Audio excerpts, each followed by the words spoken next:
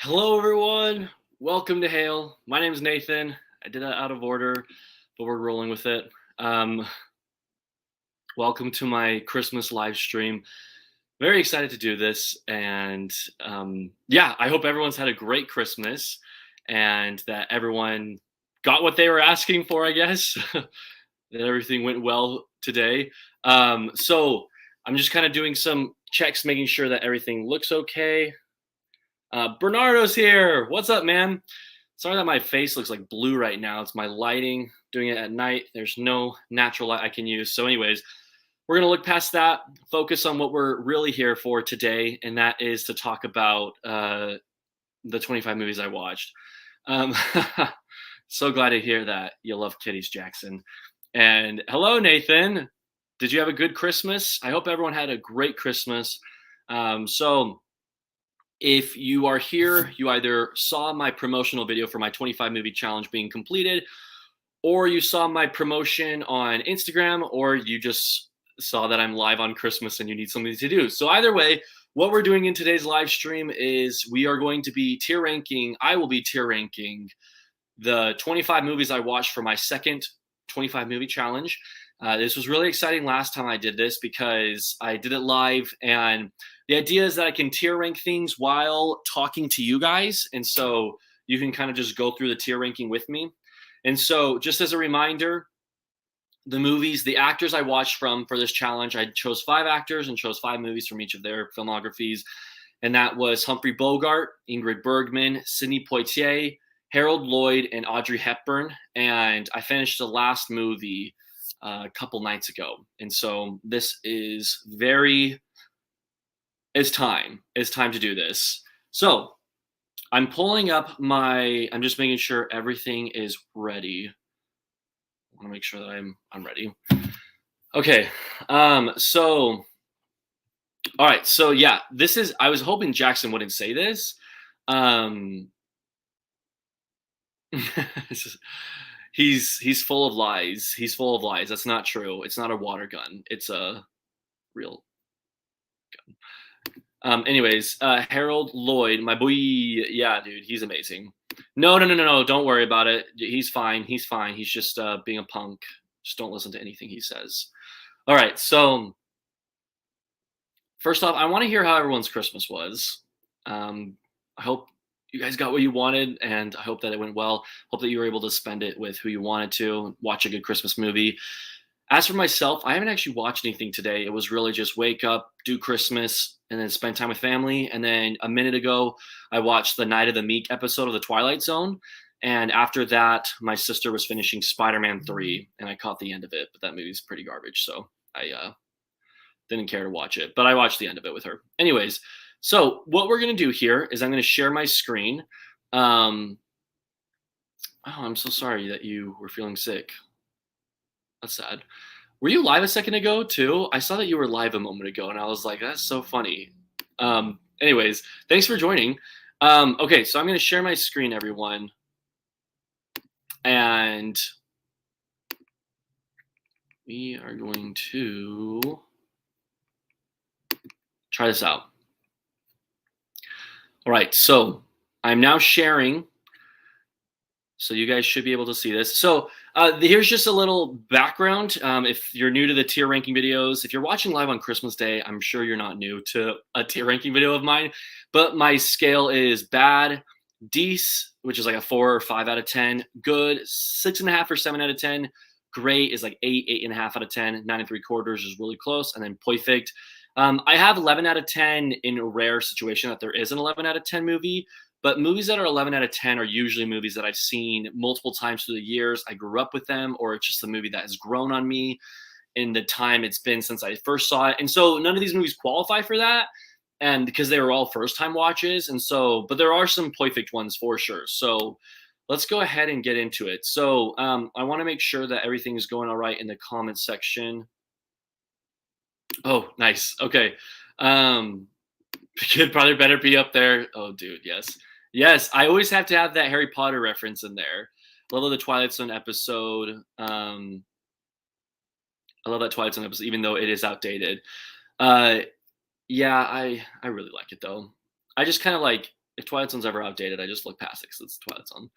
Christmas was great. Hope yours was great too. Gonna be watching Elf for Christmas Story. Got the best gift of all, a toothbrush. Oh man, you've been needing one since high school. Glad that you finally made the decision, or should I say Santa made the decision. All right, so guys, this order of movies is very random. I think actually, no, you know what? It's not random at all. It's in alphabetical order. I don't know why I said that. So let me just make sure we have everything. 1, 2, 3, 4, 5, 6, 7, 8, 9, 10, 12, 13. All right, cool. That was me counting. So let's just get started, guys. This is going to be in alphabetical order, so we're going to see some actors repeated after another, and then we'll also see some actors not mentioned for a while. But for the most part, it's the best I can do. So let's see how we do here. So first off, we have The Big Sleep. And I'll be honest, I didn't care for this movie too much. This was one of the first ones I watched, and it was one I was actually excited to see also. But I wasn't really a big fan of it. I thought that it was way too complex for its own good, with so many different names, characters introduced. Like even by the last 15, 20 minutes, they were still introducing characters, and I'm not even sure I still understand this movie. And so I'm just going to put this in D's. It's not bad. I appreciate some of the dialogue, but for the most part, it wasn't anything too special. Oh, thank you for stopping by and saying, hey, Harrison. I was going to say, hi, Harrison. Hey, Harrison. It sounded weird. But anyways, yeah, thank you for stopping by. Hope you enjoy your Christmas, man. And then No Home Alone. Thanks, Kevin. I'm glad that life's treating you well. I love your movies. Okay, Breakfast at Tiffany's. So this is a movie that I went into with high expectations for good reason, because, I mean, it's so iconic. Everyone knows about Breakfast at Tiffany's, or you've at least seen an iconic poster of Audrey Hepburn with a long cigarette, and it's just an icon at this point. So I had pretty high expectations, and I was a little disappointed. I think that I was just expecting an amazing movie, and I more so just got a good movie. I'll put that in the good tier right there. I'm trying to think of what. So some of these movies I watched, like Breakfast at Tiffany's, I watched in May of this year, to give you an idea of how long I've had this challenge. And so, oh, in fact, hey, this is kind of a fun fact. This was the first movie to kick off this 25 movie challenge. So this is the oldest one, the one that's I least remember. So I'm looking at my Letterboxd review to make sure I remember why I don't love it. I didn't love the character of Audrey Hepburn or her love interest. I still liked her acting, and her character was funny at times. And oh, when she sings Moon River, that's actually how I use the song I used to promote this video. I got a total copyright claim, but it wasn't anything that affected the channel, so I kept it on. It's just like a 1.5-minute video. I wasn't planning on making any money off of that video anyways, but I thought it was a cool music to play for the training, or for the trailer. I did like the ending, although it was pretty sappy, but it was really sweet too. So, all right, next up we have The Children's Hour, and this was a movie that floored me.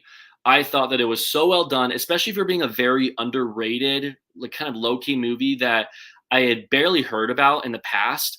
I'm going to go ahead and just put it in 9 3/4. I was just really impressed with this movie. So basically, it's about Shirley MacLaine and Audrey Hepburn. This was an Audrey Hepburn movie. Sorry, I'll get better at starting to say which actors' movies I'm talking about when I introduce the movie.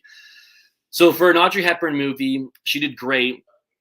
Her and Shirley MacLaine are the two main actresses. There's not really one more than the other. Maybe Audrey Hepburn's more, but either way, there are two women who run a boarding school for young women, for girls, and a rumor spreads that they are in a homosexual relationship, that they're lesbians, and they love each other. And it's a complete lie created by this really troubled child. And the movie's basically the effects of that lie. And so if you've seen movies like The Hunt with Mads Mikkelsen, where the whole movie's based on a lie that's not real, then I think you'll really like this movie, if you like The Hunt too. It's stressful, it's really sad, but very well done too. Okay, so totally agree on The Big Sleep. That movie was way too complicated. At least Bogart and Bacall are in it. Yeah, for sure. I think it was actually my first Bacall movie too, so that's pretty cool. Need to see Breakfast at Tiffany's. I mean, yeah, see it because it's iconic, but like I said, I just thought it was fine. Children Hour needs a Blu-ray release, hopefully Criterion, because I really want to see it. I agree, man. I watched it on Amazon Prime, I don't know if it's still on Prime. In fact, let me just quickly see if Letterboxd tells me. I don't think no, it's not on Prime anymore. But at least according to Letterboxd, it's not on Prime anymore. But it can still be watched, and so if you rent it or just wait, I think it would be an amazing Criterion release. Honestly, that would be awesome. Okay, The Defiant Ones. This is a Sidney Poitier film, and it stars him and Tony Curtis. It's about Sidney Poitier, African American, and Tony Curtis, white male, who are both chained to each other because they're on a prison bus being transferred to a new prison location, I believe. The bus crashes, they escape, and they're both racist towards each other. They both hate each other, basically. So it's them surviving while trying not to be caught from the police, but also trying not to kill each other at the same time because of how much they hate each other. And I thought that this movie was very well done. I'm going to put it in nearly perfect, or 9 3/4 9 3/4. Do I like it more than The Children's Hour? I don't know. So The Children's Hour is really good, and it has a very just memorable ending. Whereas The Defiant Ones, to me, has a very good. It's a very good movie, and the ending is just kind of like, all right. So that's where I kind of struggle. It's kind of like the reverse effect. I'll keep it the way it is right now, but those are my thoughts. Really like The Defiant Ones. Yeah, and at the end of the stream, I want to talk about which actor I enjoyed the most watching. So next up, we have a Harold Lloyd movie, The Freshman. Now, I think that this one, no, this wasn't my first Harold Lloyd movie. I think Safety Last was my first Harold Lloyd movie. The cool thing about Harold Lloyd going into this challenge, I'd seen every actor several times. All the other four I'd seen. But Harold Lloyd was one that I had never seen in my life, and I knew about him because I knew about the famous clock scene in Safety Last, and then I knew that he had a big presence in the Criterion Collection, so I wanted to really see his work. But I was really impressed with everything he made. The Freshman was honestly perfect to me, and it currently holds the spot for my favorite silent movie. I just thought it was absolutely hilarious. And I played a little clip in my promotional video for this live stream, but there's the whole entire sequence where it's a football game. The ending is so memorable, but even before then, he just gets himself into such silly situations. And something I like about Harold Lloyd from the 5 movies I've seen is that he's a very smart, wise, silent film star. Like I feel like Charlie Chaplin is very good at being goofy and getting what's a good example? He's really goofy and kind of like slapstick humor, and then Buster Keaton is just that serious face, and he's really well known for his amazing stunts. But Harold Lloyd is really good at like getting himself out of sticky situations. But then again, all of them are. Anyways, I'm just gonna occasionally check every once in a while. Hey, Michelle made it to the stream. Hello, Michelle. Hope you have a good break at work. I think you're working right now, so I'm glad you made it for a moment.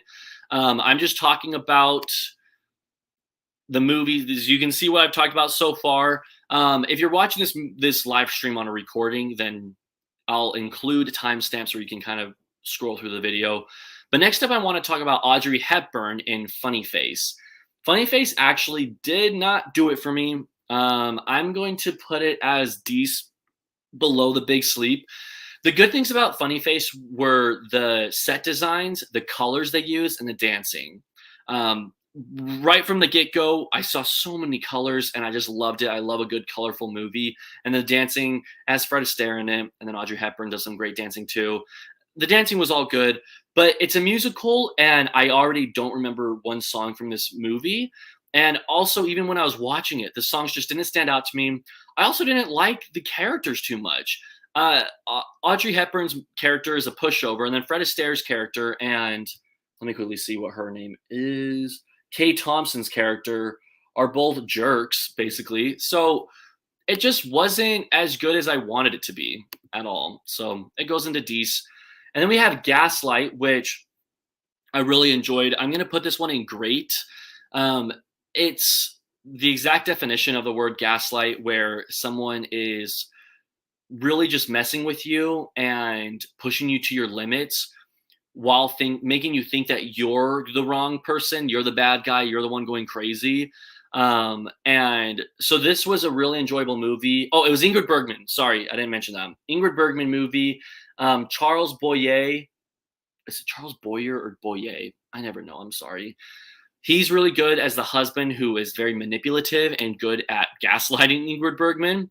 And then Ingrid Bergman is really great at just descending into this madness, or at least what she thinks is madness. But in the long run, um, I just remember it being a good movie to define gaslighting, but it wasn't anything that like blew my mind or anything. Okay, and then we have Guess Who's Coming to Dinner, which is a Sidney Poitier movie. And I'm putting this in 9 3/4 at the top of the list. This was a movie that I've known existed for years. And part of the reason I wanted to make sure I included Sidney Poitier in this challenge was so that I could finally watch Guess Who's Coming to Dinner. It's an iconic movie title alone. And then I just discovered it through the years of watching movies and discovering older movies. But finally watching it, I was just really impressed. It's kind of exactly what you imagine the movie to be. Um, Black man wants to get married to a white woman, and it's them announcing it to her white parents that the engagement is happening. And it's made in 1967, so a long time ago, but especially during a time where racism was very big and there was a lot of prejudice. And so just very interesting plot line, and Sidney Poitier kills it. He has a really good speech he gives where he talks up, he speaks up to his father because eventually his parents come too. So it's like it's called Guess Who's Coming to Dinner because more and more guests come, and it just is crazier and crazier. And I'm kind of like slurring my words because I get excited about it. But Bernardo says, "I love Guess Who's Coming to Dinner. Glad you got the digibook." Yeah, so I thought that digibook was out of print, and I went to my local Barnes and Noble and found it right away, which was so lucky. I wasn't expecting to find it as fast as I did. I wasn't expecting to find it at all because I thought it was out of print. So Guess Who's Coming to Dinner was very enjoyable for me. Then I have a movie with Audrey Hepburn, and it is directed by, I'm checking my letterbox, William Wyler. And this is a movie I would have never known about had I not done this challenge, but I really enjoyed it in the end. But that is How to Steal a Million, and it's a heist movie. I'm going to put it in the great category above Gaslight.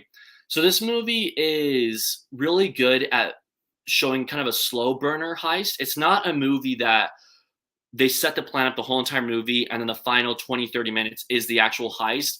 It's more so you're kind of getting to know the characters, and then they realize they need to perform the heist, but then the heist is kind of like the rest of the movie. It's not a thing where it's like, all right, here goes the heist. It's like the heist takes about an hour or an hour and a half. It's like it's a long heist is what I'm trying to get at.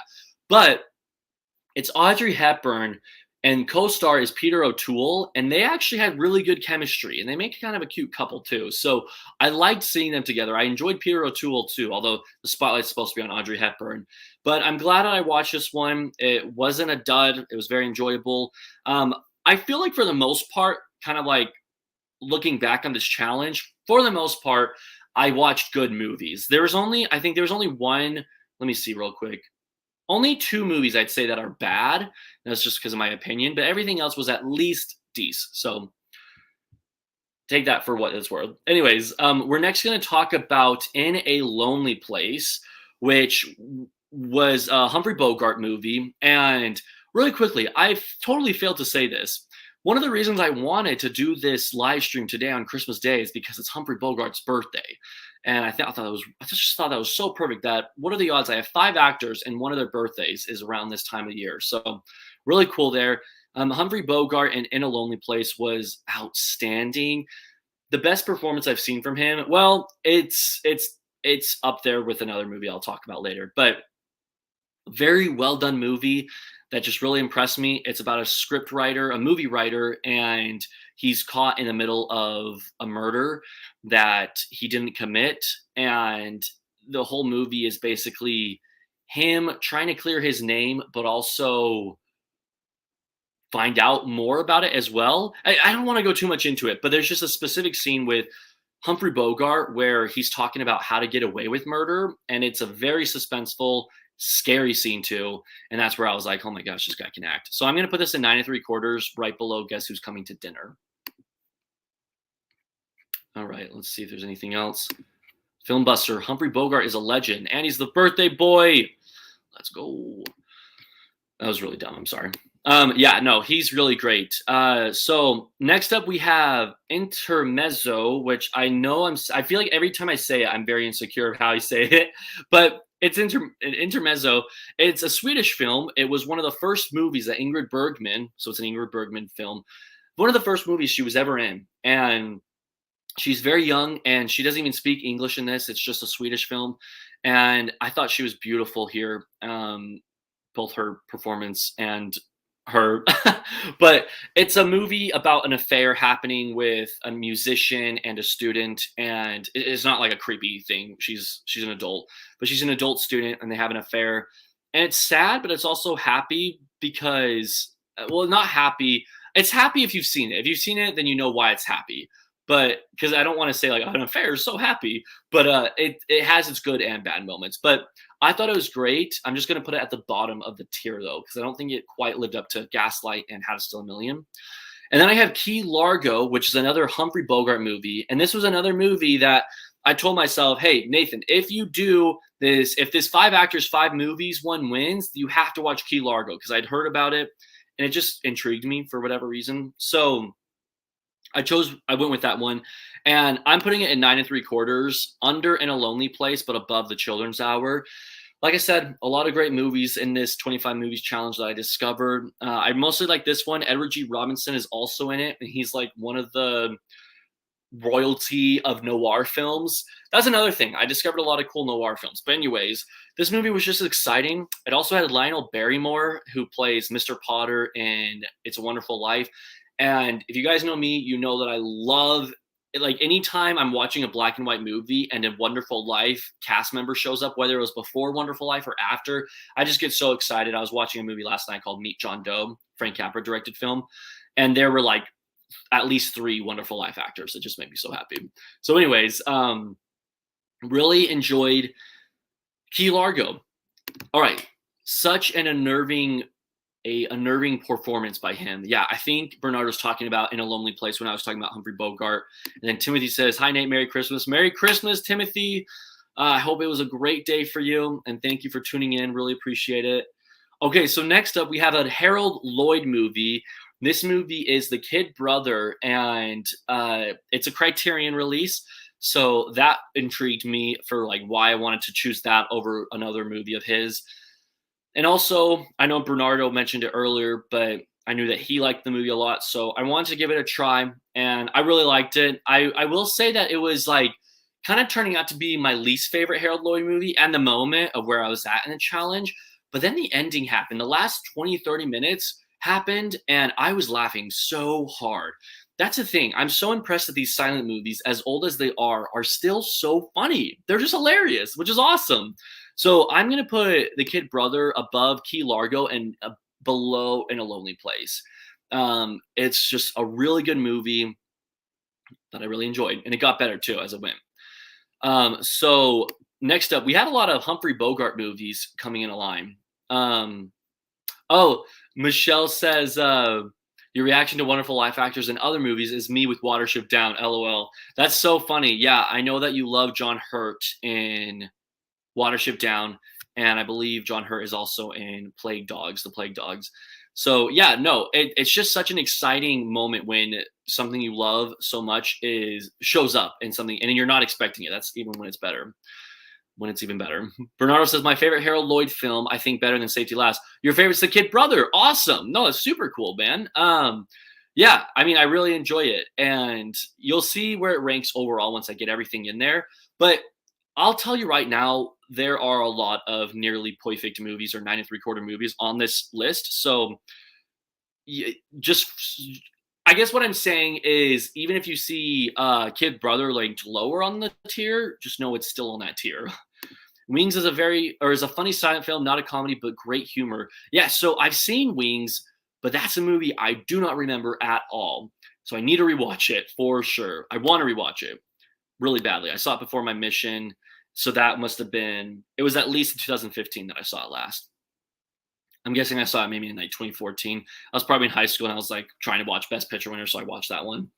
All right, so next up we have a Humphrey Bogart movie. Happy birthday, Humphrey Bogart, just in case you guys didn't know. It is The Maltese Falcon, which many consider to be the birth of noir movies.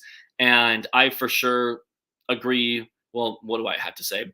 What do I know? Why am I agreeing that it is the birth? No, all I'm saying is that I can see why people say that. It definitely is screaming noir with its whole plot. Very entertaining too. The cool thing about this movie is it stars several actors that would later be in Casablanca. This is me checking my phone right now to make sure that Maltese Falcon was before Casablanca. It was cool. Peter Lorre, Humphrey Bogart, and Sidney Greenstreet are all actors that would appear in Casablanca a year later, and they're all great in this movie as well. So I'm going to put this one in great, and I'm going to put it at the very top of the tier. I think on a rewatch, it could hit that 9.75 scale, but right now it was just in a movie that when it ended, I was like, yeah, that was a great movie. Like a lot of these movies are just when the movie ends, what's the one word on this tier that comes to my mind? And if I'm just like, yeah, that was a great movie, it's like, okay, obviously, let's just put it there. So next up, we have someone that we're going to block. I wasn't going to say that until I got to the comments. All right, Breakfast at Tiffany's is my second favorite Audrey Hepburn movie after Roman Holiday. And sorry, I just joined the live stream, so I'm a little late. Timothy, no worries. Comment on anything you want. I mean, it's right there in front of you, so if you want to comment on a different movie, then feel free to. In a nutshell, I was just saying that I enjoyed Breakfast at Tiffany's, really quickly, bye Michelle. But I enjoyed Breakfast at Tiffany's, but it just wasn't, it didn't meet my expectations. I was expecting like a masterpiece because before I watched it, I just met two people who they're like, I was like, who was your favorite movie of all time? And they both said Breakfast at Tiffany's, weirdly enough. They're not related or anything, they're just friends and they both love that movie so much. And then I also know it's so iconic, so I just had really high expectations, and it just wasn't as good as I wanted it to be. I actually watched Maltese Falcon for my film class this quarter. I know you just left for work, Michelle, but let me know what you thought about it if you ever see this. Also, everyone pray for Michelle. They're working tonight at the theater, and it's just busy time. And also, working on Christmas is never super fun, so. Maisie, I'm so sorry. It's literally last place right now, but I promise it's not last place overall, but it's not getting much higher. I'm so sorry. I do love Audrey Hepburn, but that was my least favorite watch of this whole entire thing, from her at least. So next up, I have No Way Out, which was a Sidney Poitier movie. This was a movie that I had no intentions on watching. I decided what the final movies were going to be for Sidney Poitier. I knew I wanted it to be A Raisin in the Sun, and it was probably going to be, I think it's called A Patch of Blue or something with patch in the title. And Noirvember happened, and I saw that it was added to the Criterion Channel, and I was like, that movie sounds really fascinating. So I was like, you know what? Forget it. I'm going to do this. It intrigued me because it was Sidney Poitier's first starring role. And also, it was noir, and I was in the noir mood. And also, it just sounded intriguing. So I watched it. I absolutely loved it. It's very much so like West Side Story without the music. There's a scene that reminds me, like it's right out of the West Side Story, the rumble that happens in West Side Story with the two parties fighting because of race. There's a scene very similar to No Way Out, or to West Side Story in No Way Out. And it was amazing. And then Sidney Poitier, first movie ever, and he kills it. He's so good. He is such a good actor. I love him so much. So I'm going to put this in Perfect above The Freshman.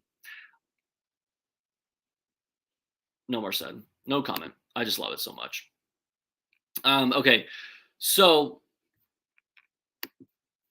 everyone who's just joined, thank you for joining. Having a good time ranking 25 movies I watched for my challenge.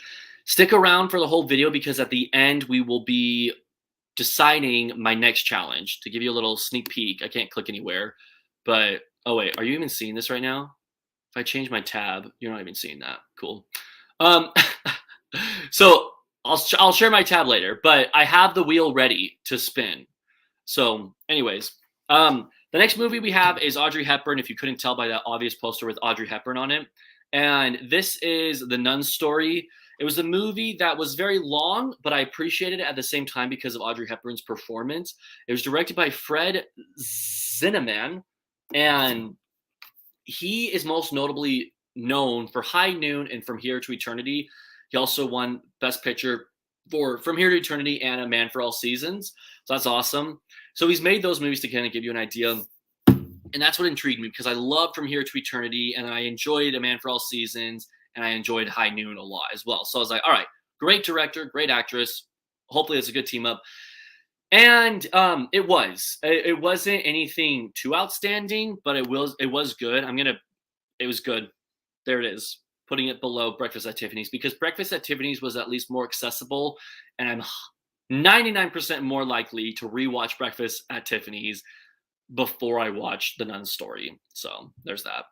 And then we have another Sidney Poitier movie, and this is A Raisin in the Sun.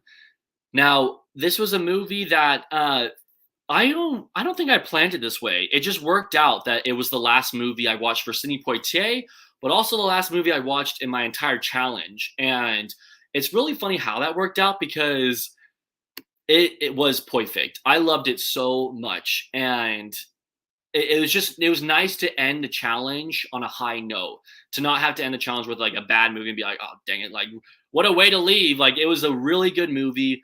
To those who aren't aware, Raisin in the Sun is a movie that's based on a play by the same name, and it focuses on an African-American family that they're living in a small apartment. They're very poor. They're dependent on this check that the mother / grandmother has for it's like a $10,000 check, and they're basically depending on this check to give them hope for the future, to give them a brighter future.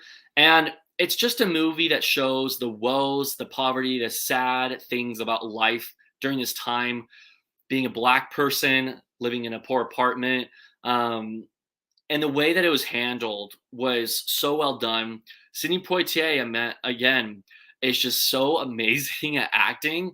And he really killed it in this one. I keep saying that, but he was so good. Everyone was good. That's the thing. But Sidney Poitier, there are several scenes where he just puts his heart into the scene, and you can tell it's very emotional. And I just loved watching it so much. So I thought it was perfect. I didn't have a complaint with it. I thought everyone did well. Just all around great. So next up, we have Safety Last. And this is the one that I knew for a fact I'd be watching for this challenge because I love Harold Lloyd. Or no, because what am I saying? Because I wanted to love Harold Lloyd and I wanted to get familiar with his movies. And I'd seen this clip. I think this clip is shown in Hugo. And then also I just known about it because the Criterion cover shows him hanging on off the clock. So I watched it and yeah, it's hilarious. I'm putting it in 9 3/4 at the very top of the tier. I can't even remember why it's not perfect quite yet. I think a rewatch could make it perfect. Some of these movies are a little bit too slapstick for me, especially with silent films. That's something that is a weakness for comedic silent films, where I'm just like, all right, come on, we get the joke, move on. And I don't remember if that was a problem I had with this one. In fact, I'm just going to quickly skim my review to see if I mentioned why. Oh, no. I said a stupid, cheeky review. I said, I like this Lloyd guy. He's going places. Like, good one, Nathan. That was really funny. All right, so I have a few comments I want to quickly read. By the way, I haven't completed my second 25 films challenge, silent films. LOL. I jinxed it by saying I'm going to finish it. Nope, something came up. LOL, but going to finish it. Well, I hope so. Yeah, and no worries, Bernardo. The great thing about these challenges is that there's no time limit. In fact, my sister and I were talking today. I was telling her, hey, I'm going live tonight to talk about the 5 Actors, 5 Movies challenge. And she's like, okay, so you choose like a challenge for each year, right? Because it's a new year. And I was like, actually, no, it's just like whenever you finish it, you finish it. So in my case, I finished 2 in a year, but who knows how long this next one will take. You know what I mean? So it's just a fun challenge to do. And so no rush at all. Silent films is a really good idea. I've thought about doing that one, but it won't be in the next one. I know that because it's not an option, but you guys will all see the options when I get there. I hope Criterion eventually gives us a release of the Nun Story. That would be really cool. If they did that, I think I would buy it. I think I'd buy it just because of being proud that I'd seen it. You know, it's always a really good feeling when they announce a title and you're like, I've seen that movie. I've seen that one. I'm a hipster, whatever. Like, I love that feeling of having seen a movie before it was announced. And so for that reason, I think I would either buy it or I'd at least share my thoughts with people and say, hey, if you're wondering what to expect from this movie, here it is. Um, it would have to have a really good cover art, and I'd have to be in a mood for a good performance by Hepburn, because otherwise, I thought it was a pretty long movie. It took me several sittings just because of my schedule. I have to watch movies in several sittings sometimes. So, anyways, what I was also going to say is, of these movies, I wouldn't want the Nun Story to get one. I'd rather have something like No Way Out get a Criterion release, or Guess Who's Coming to Dinner, or a lot of these are already Criterion releases. Oh, The Children's Hour, we mentioned that earlier, the Defiant Ones. Yeah, of what we talked about so far, those are the ones. There's some more later, but let me make sure I have everything. It's great to end a challenge with Poitier in general. Amen, right? Like, you're not going to go wrong with a Poitier film. At least for me, in my experience, I haven't seen a bad one yet. So, yeah, Safety Last is amazing.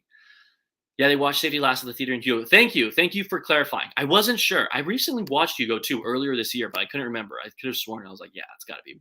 All right, and then we have The Sin of Harold Dittelbach, which you guys are probably wondering, did you just make that up? I did not. It's a movie directed by Preston Sturges, which is a director I want to get more into. But this checked off a movie for Harold Lloyd, and it's not a silent movie. One of my criteria, I wanted to watch 4 silent films, and then I wanted to watch at least one talkie with him, just because I thought it would be cool to kind of branch out, and instead of watching all his silent movies, see what else he did when he was like later on in his career. And the other interesting thing about The Sin of Harold Dittelbach is that it's a sequel to The Freshman, the one that I rated perfect. And the funny thing also about it being a sequel is that I rated that perfect. The Sin of Harold Dittelbach was bad. It was just not good. The funny thing about this movie, do you remember how I said the best part of The Freshman is the football game at the end? The best part of The Sin of Harold Dittelbach is the football game at the beginning, and it's only the best part because they literally just replay the last 10 minutes of The Freshman into the first 10 minutes of The Sin of Harold Dittelbach. So the best part of this movie is from another movie. Everything else was bad. It was just dumb. It was really stupid. It didn't make me laugh. It was cringy, and it was super short too, but it felt like forever. It was 89 minutes, but I just did not enjoy it. This is one that I will honestly say was just not good in my opinion, and yeah, so did not enjoy that, unfortunately. So that's one also needs a Criterion release. Harold Lloyd, Preston Sturges, I still want to see it, lol. Yeah, and if you're a fan of Harold Lloyd, watch it, because like that's why I watched it, right? That's why we watch any movie that we're like hesitant about, because we have some sort of connection to it, whether you're trying to watch a director's filmography or an actor's. And I want to eventually see all of Harold Lloyd's like full-length feature films, and so I knew I'd have to get to it eventually. I'm kind of glad I have it over with because it just wasn't enjoyable, but it was just silly, stupid humor, honestly. So then we have Speedy, and this is another. We're back to Harold Lloyd, but we're in his silent films, and this is the last Harold Lloyd movie on the list. So pull out your tissues. We're coming to an end here. I want to make sure that I put this in the right spot. I kind of have like little notes for myself to make sure that I don't go against my ratings. Okay. Yeah. So Speedy, I knew what I rated. I wanted to make sure I ranked it in the right spot. So Speedy was a movie that caught my eye because I love the Criterion cover so much. It is a beautiful Criterion cover of them in that spinning thing, him and his date. And this was just a fun watch. The great thing about Harold Lloyd silent films is they're all very accessible. None of them are really long. They're comedic. The characters are always very fascinating. I mean, Harold Lloyd's characters, he's always very fascinating. And Speedy stood out because of the shenanigans he gets into. They go down to the carnival and go through like different rides and different like amusement locations, like the spinning thing. And at one point, he flips himself off in a mirror, which was very unexpected. I like saw it, and then I was like, "Did I just see that?" And I had to rewind it because I was like, "I don't know if I saw that right." So, anyways, that happened. It was really funny, honestly, but I loved it. I'm gonna put it in nearly perfect, behind Key Largo, but above The Children's Hour. Just really fun movie. Excuse me. So let's see. Speedy, yeah.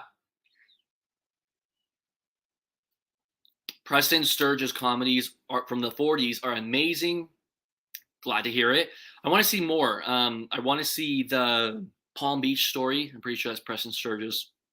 And then there's some other ones I want to see too. One of the better romantic comedies, yeah, for sure. It was enjoyable. Speedy was really good. Okay, and next we have an Ingrid Bergman movie. So we're all done with uh, Harold Lloyd, and I just realized we're also all done with Audrey Hepburn. So bye, Audrey. Sorry that I didn't realize that until right now, but we're done with you.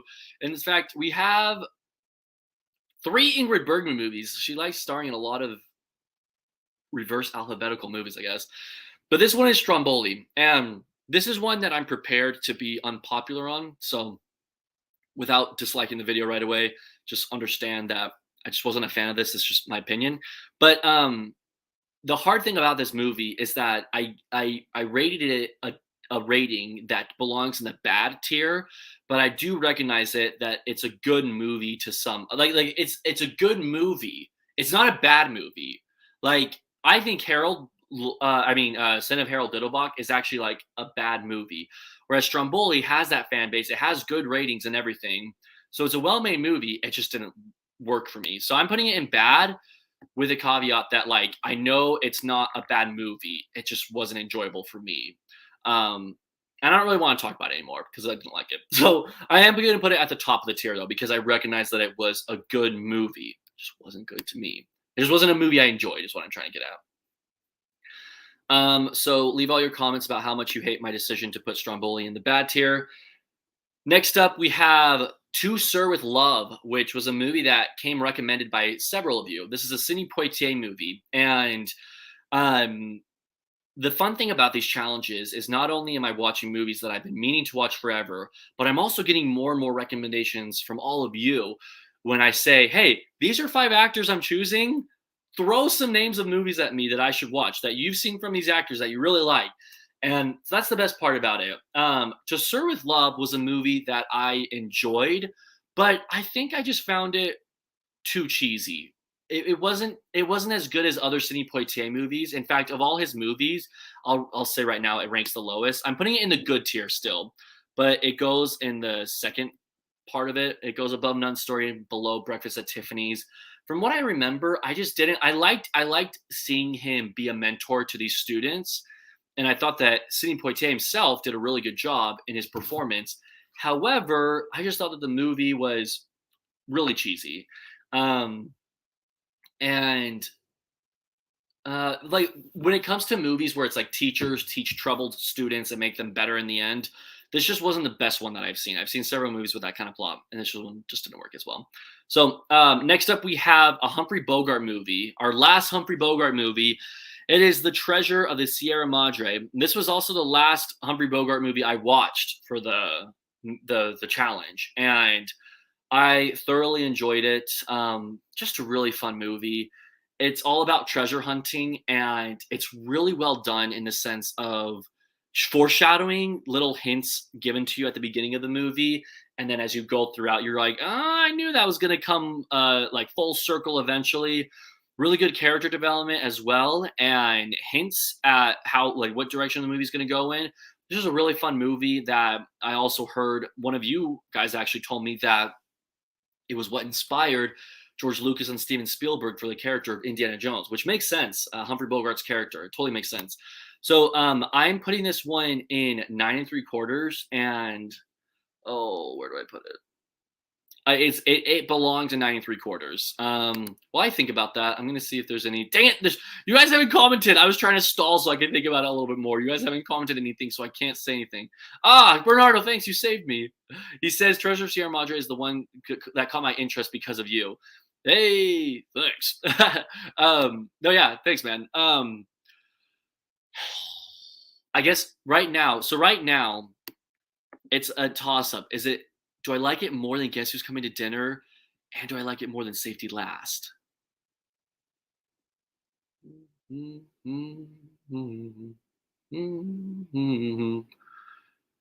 Safety Last, or I mean, Guess Who's Coming to Dinner. I thought the daughter was a little annoying, so maybe that'll be like a detriment to the movie. I still love the movie, don't get me wrong, but I need to. Those are the kind of dumb, petty arguments I need to be making at this point to see which one I like more. And then Safety Last or Treasure. I feel like Treasure was more engaging. I'm gonna put it at the top of 9 3/4. And actually, funny enough, on my ranking, I had it below both of these. But right now, as I'm just talking about it and thinking about it, I'm like, no, I like this movie more. It was just a really enjoyable movie. So top of the tier, 9 3/4. And then next up, we have actually the last two movies are Ingrid Bergman movies. Under Capricorn, and then we'll get to the last one in a moment. But Under Capricorn was a movie that I watched because it was directed by Alfred Hitchcock, and I watched it in August for Hitchcock month. So really fitting, killing two birds with one stone, or as PETA would say, feeding two birds with one scone. Sorry. PETA has really funny sayings. I have also heard instead of beating a dead horse, feeding a fed horse. It's great. I love it. So anyways, Under Capricorn was not very good. Anyways, back to the movie. Yeah, no, I just didn't like it that much. I'm putting it in Dece, but at the very bottom. The reason that I rated Dece still, despite it being very slow and very long, is because I did very much so appreciate the cinematography. Alfred Hitchcock was really good at making rope, making the long shots, and there's very minimal cuts. In fact, the movie is played out to look like there are no cuts. Under Capricorn is very similar to that. There are very visible cuts, but there are also very long shots. And after reading Hitchcock by Truffaut, I read about this movie specifically and learned that it's just not easy making that kind of movie where there's long shots. I mean, you have to be very strategic in where the camera goes. You even have to make sets that move in some cases so that nothing's ruined in the shot. And I also read that Ingrid Bergman was annoyed at the long shots because if you mess up, you have to start over. So I'm putting the movie at Dece because I did appreciate that. I didn't think it was bad. I at least appreciate that. And then finally, the last movie, we have The Visit. But before I talk about it, I want to catch up on some comments. Walter Houston won an Oscar for it, directed by his son, John. Oh, for The Treasure of the Sierra Madre. Yeah. Yeah. And that's totally deserved. He was great in it. Kind of playing that insane old man, but at the same time, he's like super wise too. I dare you move the kid brother to perfect category, lol. I can't, man. I'm sorry. It was because the beginning part of it just didn't feel as good to me as other Lloyd films. And it's cool that it ended up being my, let's see, third favorite. Yeah, it ended up being my third favorite, but no, it doesn't beat those other 9 3/4 movies. I'm sorry. I'm sorry. But it is really funny. I laughed so hard with the scenes involving the monkey. Gosh, I laughed so hard. Anything where he was on the boat was hilarious. Hitchcock is definitely a master of long takes, even if he didn't like using them. Yeah, so exactly. It's like it's something you have to at least appreciate because it's such a hard thing to accomplish. And even when the scenes were happening, it made the movie feel slower. So it's kind of like a double-edged sword. But at the same time, I was like, this scene has not stopped for several minutes. So I appreciate that. I rewatched The Treasure of the Sierra Madre a few months ago and enjoyed it a lot more than I did the first time I watched it. And I honestly think that on a rewatch for me, I could move it into the Poifix category just because I really liked it the first time. It's one of those movies though that I think a rewatch is necessary. Like, you know how there's some movies you watch and when you watch it, it ends and you're like, yeah, that's perfect. Like I had no problems with it. But then there's other movies where you're like, I loved it, but it's not perfect. And that's how The Treasure of the Sierra Madre is for me. So last movie I want to talk about, and don't leave yet because I want to show you guys my new ranking or my new 25 movies challenge, the next one I'll be doing. But the last one I'm going to be talking about is The Visit. And one of you recommended this one. I had it in the plans to watch Arch of Triumph, I think it's called. Arch of Triumph, because Charles Lawton is in it too, and I wanted to see a movie with him if I could. I got an hour into it and was just not enjoying it. And that's when one of you recommended The Visit. And I was like, you know what? I just want to start from scratch a new Ingrid Bergman movie. So I watched The Visit and was very intrigued the whole entire runtime.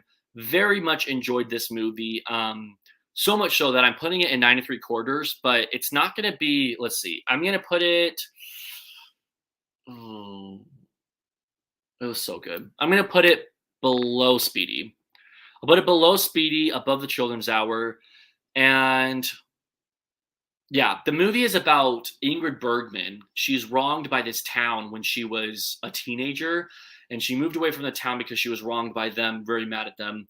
Present day, this is like 20, 30 years later, she's very rich, multi-millionaire, and she comes home to the town, and they're all expecting her to help pay them because the town is in very poor conditions. So they're hoping that she comes to like kind of like, oh, I grew up here, I'm going to help you guys out, here's some money. But there's a huge catch to the money that she pays. She's only paying on one condition. I'm not going to talk about the condition, but if you're intrigued by that, then watch The Visit. I watched it on, what did I watch it on? Oh, I rented it. I had to rent it, which was annoying, but I watched it. So anyways, there are 25 movies for the second challenge. Really quickly, so I have some comments. Did you know the monkey was in 3 Silent Icon Busters Keaton? Oh yeah, okay. Oh wow, he was okay. So he was with Buster Keaton, Charlie Chaplin, and Harold Lloyd. That's awesome. Yeah, super cool. I didn't know that. Cameraman is one of them. That makes sense because I know there's a monkey on that cover of the Criterion, which I really want to see still. Hepburn, but no Roman Holiday. Yeah, so these were only first time watches, and I had already seen Roman Holiday. So that's why I had to kind of look more into obscure movies from Audrey Hepburn, such as How to Steal a Million. And I mean, Funny Face isn't too obscure. They're all pretty popular. Oh, The Children's Hour and like How to Steal a Million. More underrated Hepburn movies because I had already seen Roman Holiday. I had already seen Charade. I had already seen My Fair Lady. I had already seen Nothing in the Dark, I think is what it's called, the movie where she's blind. So, oh no, that's a Twilight Zone episode. But anyways, the movie where she's blind and burglars come. It's like Home Alone for adults, but she's blind. That's an awful comparison. So anyways, now that I finished the ranking, I kind of want to give you guys a better idea of how I felt with each actor. So there wasn't, of all the 5 actors, there was only one actor that I'll say I got a little tired of watching. And that was actually Ingrid Bergman. I still really like Ingrid Bergman, but it got to a point, I think it was because I wasn't enjoying Arch of Triumph especially, and then I didn't like Stromboli. So I think it was like, oh, and then Under Capricorn was rated really low too. And so there's just like, the problem was with Ingrid Bergman, I think I had already seen all of her really good movies. I had already seen Casablanca, Notorious, and then Suspicion. So no, so it's not Suspicion. What's the other? No, it's Suspicion. No, it's not. What's the other Alfred Hitchcock movie that Ingrid Bergman is in? We're just gonna look it up because I don't know.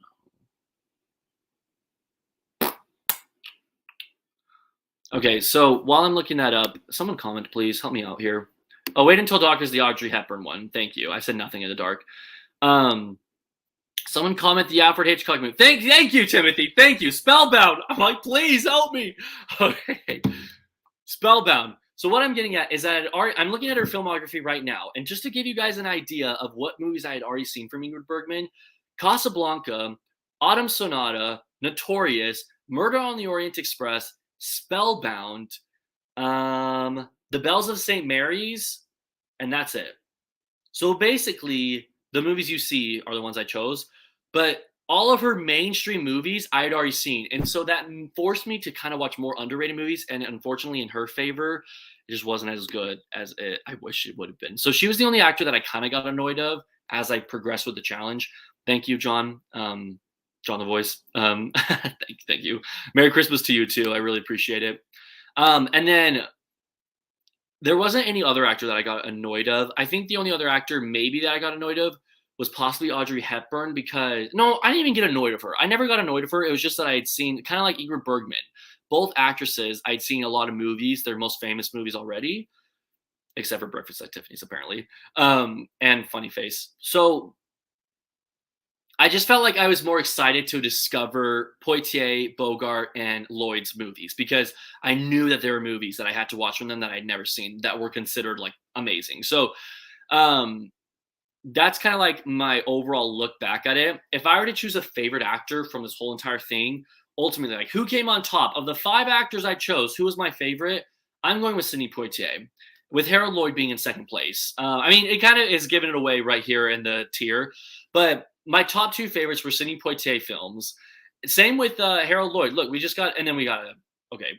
If I just move this back again, then we'll still be on the good pattern. But we have really good movies from all of them. And then Humphrey Bogart was also very enjoyable because I loved his movies. But Sidney Poitier especially was an actor that I was aching to watch more of, but I just had no motivation to like sit down and watch it. And this challenge was what gave me that motivation. So worked out really well. He was my favorite for sure. Harold Lloyd was also my favorite. At one point I was like, he's going to be my number one. But then Harold Dittelbach happened. It was like the worst movie of the whole challenge. So he lost a lot of points there. Anyways, For Whom the Bell Tolls and Anastasia. Yes, I was interested in those, but they were super long movies. And I just had to be very selective in which long movies I watch because my schedule is like crazy.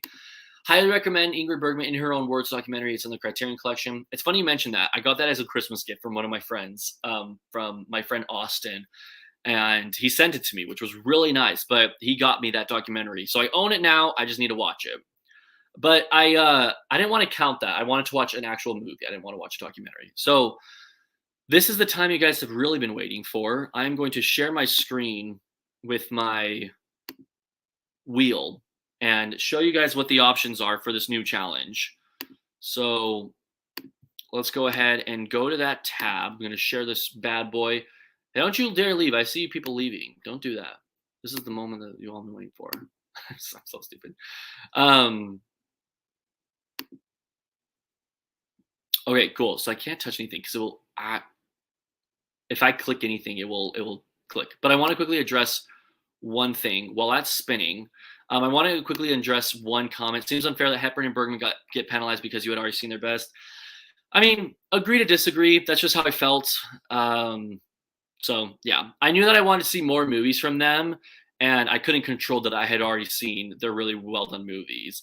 And so it really is like a good thing and a bad thing because it's like I had already seen their great works, but I love them so much that I want to see more from them. So take that for what it's worth. Okay, let's look at the wheels. So before I click on it, I want to show you what I'm doing. Some repeat categories from the last time I spun. We have animation. And this is more obscure watches. This is, again, going with the first-time watches only for animation because there are animated movies out there that I know I want to watch, but I just haven't done them because it's getting that motivation. And it's this kind of challenge that I need to want to watch them.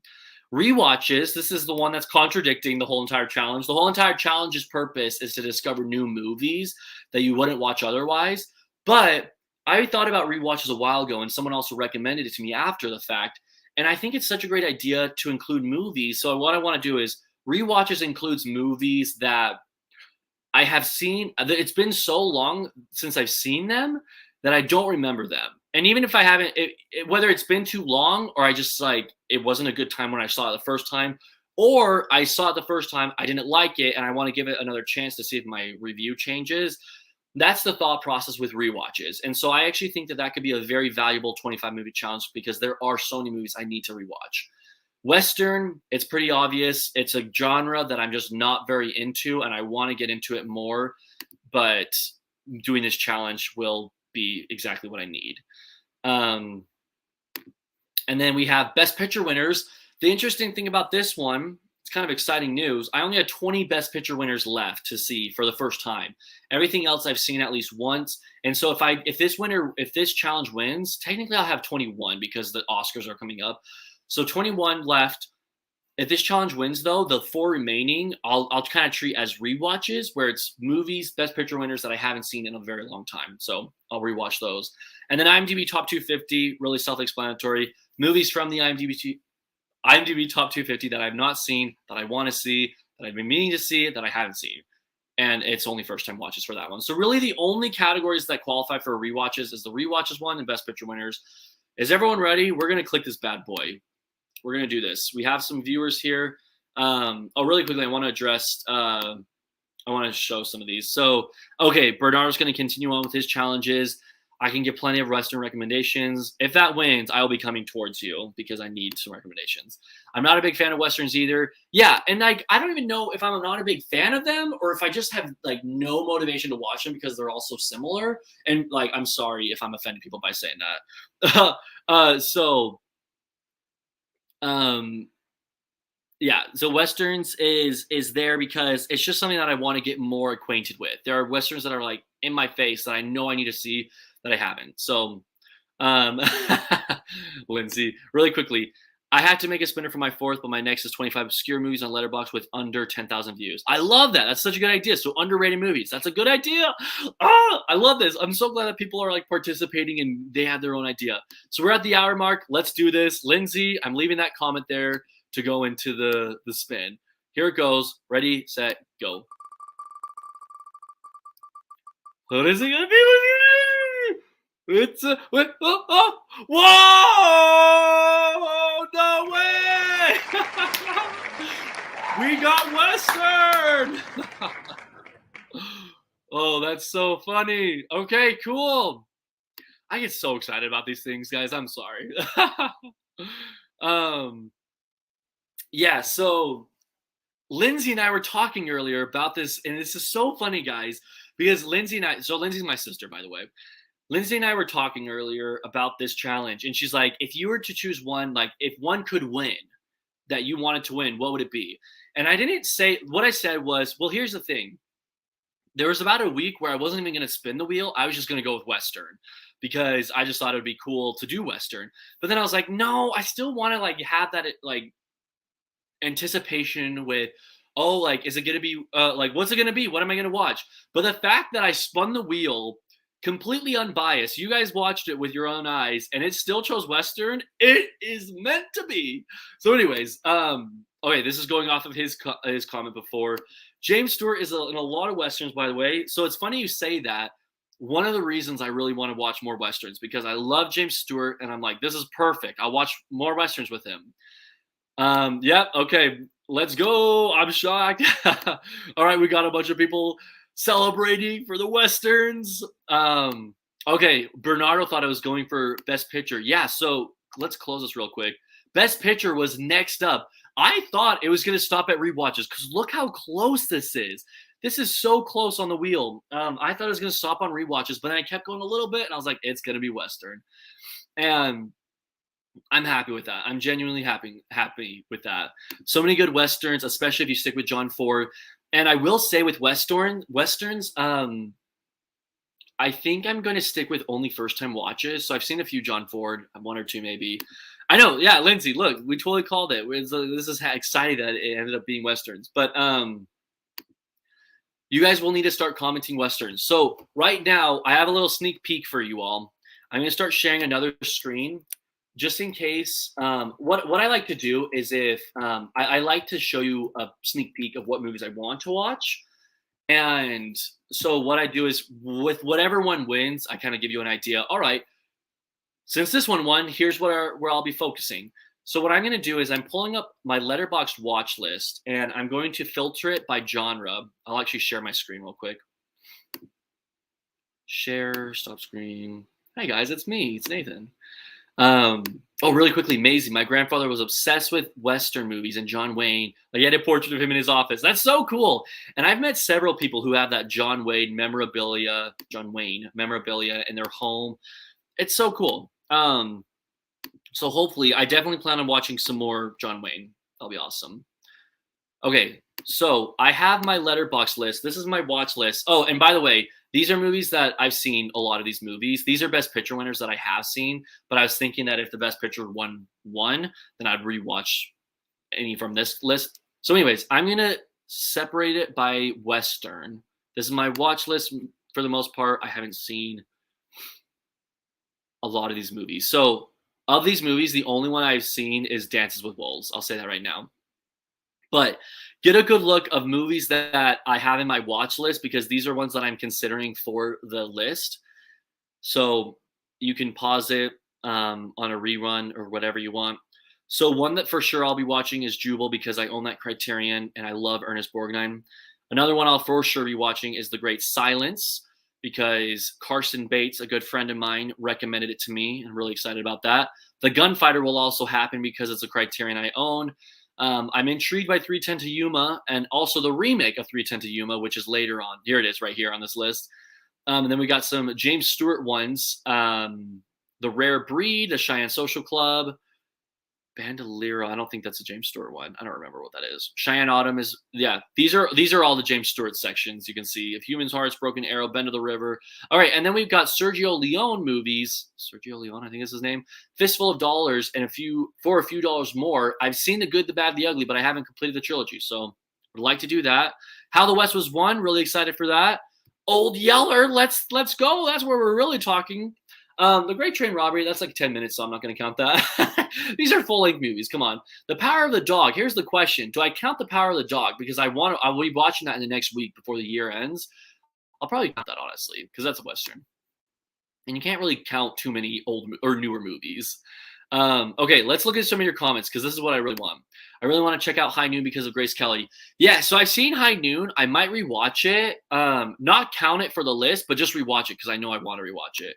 Django's so good. Rio Bravo and Shane, too. Okay, cool. I'm glad to hear this. Friendly Persuasion is lovely. Oklahoma. I've never seen it. Yeah, it's a musical, and I should probably watch it. I love musicals, and hopefully I'll start loving Westerns a little bit more. How the West Was Won is spectacular. Once Upon a Time in the West is one of my all-time favorites. Cheyenne Autumn is minimal. James Stewart, by the way. Yes, I do know that with Cheyenne Autumn. I'm pretty sure he's in like the first like few minutes, if that. And I know it's a movie I want to see eventually because it's James Stewart, but who knows when I'll watch it. I might not watch it for this one just because it's not in it too much, but we'll see. The Big Country is awesome. My grandmother's favorites. That's awesome. Okay. Big Country is also what I'm considering. Butch Cassidy and How the West Was Won. All right. So what I'm going to do is I'm going to look back at this video and look at all these comments so that I remember which ones to prioritize. But now you guys know the next 25-minute challenge. I'm so excited for this. It just feels so good to make that new list on Letterboxd. 25 movies, and then put the category. So far in the list, we have 25 movies, the 1970s, and then 25 movies, 5 actors, and now 25 movies, Western. I'm so excited. James Stewart shows up in the middle of Cheyenne Autumn for about 10 minutes, maybe less. Okay, so it's in the middle. I knew he had a smaller role, but anyways, I'm going to call it quits for tonight, guys. If you have any more comments, either message me on Instagram or comment on the rerun, the recorded version of this video. But thank you so much for watching. Thank you for tuning in for my tier list, for watching my reaction to the new challenge. I'm really excited. One more comment. We'll sneak in 2 more comments. Stop commenting. No, I'm just kidding. No, thank you guys so much for watching, and I hope you guys all had a very Merry Christmas. Oh, and a Happy New Year. I hope it's a great week for you. And be on the lookout for end of the year videos. They're coming. And as Bernardo said, have a good night. See ya.